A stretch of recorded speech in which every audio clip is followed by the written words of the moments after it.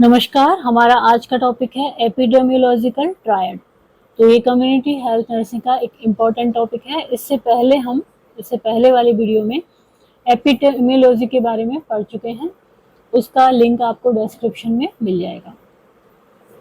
तो एपिडेमियोलॉजी हमने पढ़ा था कि एपी मतलब अपॉन, डेमो मतलब पीपल और लॉगी मतलब स्टडी, मतलब कि लोगों के बारे में स्टडी। और लोगों के बारे में कौन सी? मेनली डिजीज से संबंधित, कि डिजीज की फ्रिक्वेंसी क्या है, वहां पर डिस्ट्रीब्यूशन क्या है, उस हिसाब से ये आप उस वीडियो में देख सकते हैं। आगे हम पढ़ेंगे एपिडेमियोलॉजिकल ट्रायड। तो ये क्या होता है? इंट्रोडक्शन है इसका। For the occurrence of disease there are 3 factors, यानी कोई भी बीमारी होती है तो उसके लिए 3 कारण होते हैं। ये 3 कारण क्या होते हैं?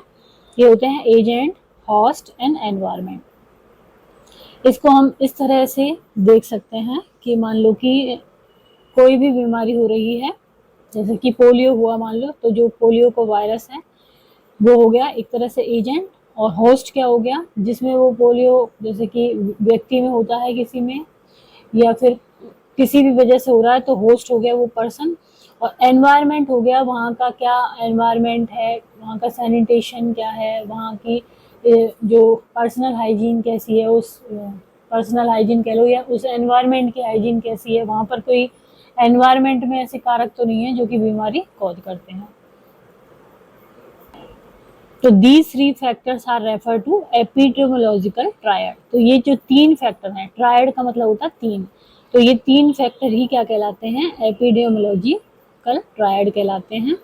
इसको हम इस तरह से शो करते हैं, एक ट्रायंगल बना दिया, इसमें एक तरफ एजेंट, एक तरफ होस्ट और एक तरफ एनवायरनमेंट।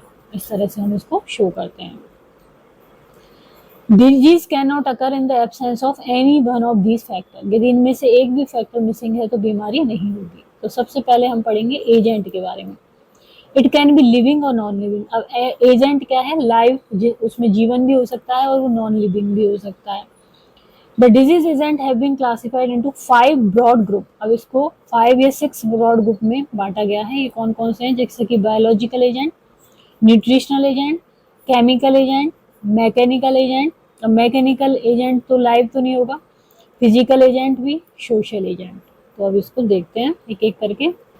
तो सबसे पहले हम पढ़ेंगे biological agent. These are the living agent which are found in man, animal, insect, soil and air. अब ये लाइव होते हैं एक तो, और कहाँ पर पाए जाते हैं? मैन में, जानवर में, कीड़ों में, मिट्टी में और एयर में, यहाँ पे पाए जाते हैं। बायोलॉजिकल एजेंट में क्या आ जाएगा? जैसे कि वायरस हो गए, बैक्टीरिया, प्रोटोजोआ, फंगस, ये सब क्या है? बायोलॉजिकल एजेंट है। देन आते हैं न्यूट्रिशनल एजेंट। न्यूट्रिशनल एजेंट में क्या हो गया? न्यूट्रिएंट्स जो कि इंडिविजुअली हेल्थ के लिए, हेल्थ को बनाए रखते हैं और जरूरी होते हैं। एक्सेस और डिफिशियंसी जो होती है, intake of these nutrients can result in nutritional deficiency. अब इनकी या तो ज़्यादा हो जाए या कम हो जाए, तो उससे क्या हो जाएगा? न्यूट्रिशनल डेफिशिएंसी हो जाएगी। जैसे कि ये क्या क्या होते हैं nutrient? Protein, fat, carbohydrate, vitamin, mineral, water, ये सब क्या है? न्यूट्रिएंट एजेंट है।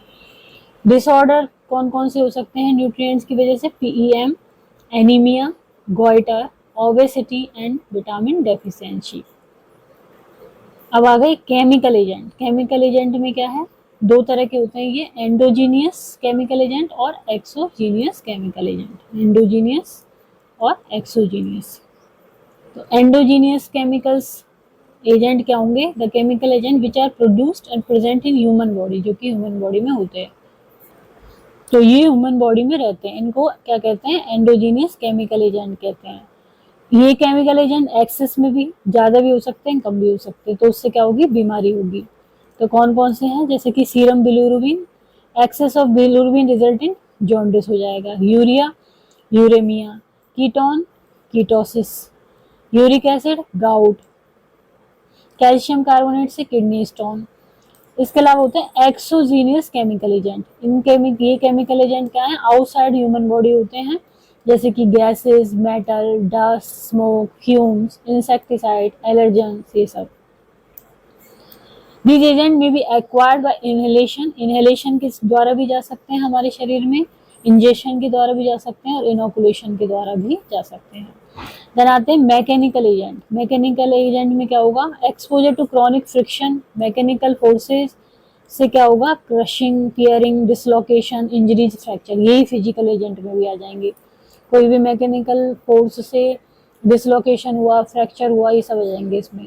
देन आता है सोशल एजेंट। सोशल एजेंट में क्या है, जैसे कि सोशली लेवल पे जो परेशानी है, पॉवर्टी है, इलिटरेसी है, prostitution, population explosion, unhealthy life style, smoking, drinking, drug and other addiction हो सकते हैं इसमें।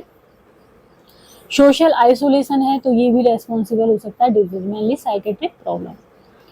तो हमने अब तक पढ़ा है एजेंट के बारे में। अब दूसरा जो ट्रायड होता है एपिडेमियोलॉजिकल, वो क्या होता है, होस्ट फैक्टर।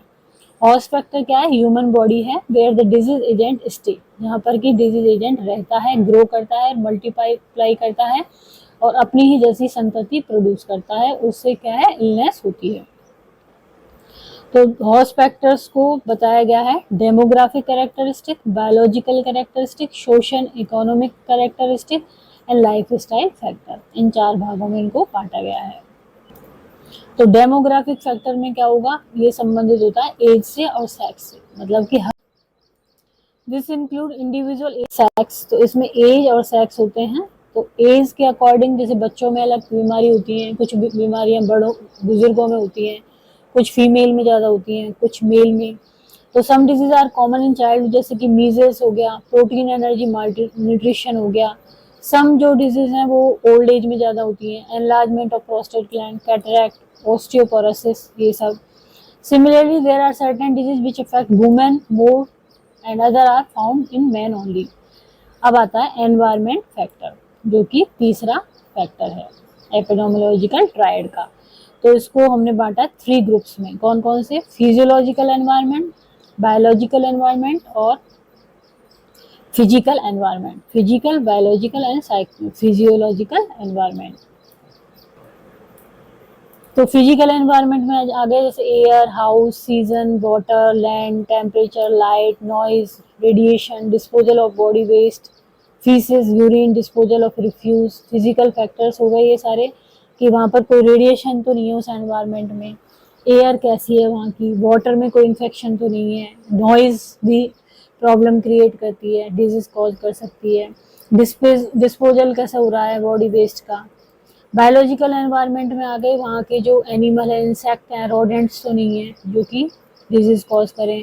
फिजियोलॉजिकल एनवायरनमेंट में आ गया, वहाँ की कस्टम क्या है, फेथ क्या है, एजुकेशन स्टैंडर्ड क्या है, लिविंग कल्चर क्या है, वहाँ की टेंशन क्या है, ब्रेकिंग अप फैमिली, कि ये सब बीमारी कॉज करती हैं। Related to onset of disease either directly or indirectly, directly affect कर रहे हैं डिजीज प्रोसेस को या फिर इनडायरेक्टली। तो आज का हमारा टॉपिक था एपिडेमियोलॉजिकल ट्रायड। यदि वीडियो आपको पसंद आता है तो इसको लाइक करें, चैनल को सब्सक्राइब करें, कमेंट करें और शेयर करें। Thank you.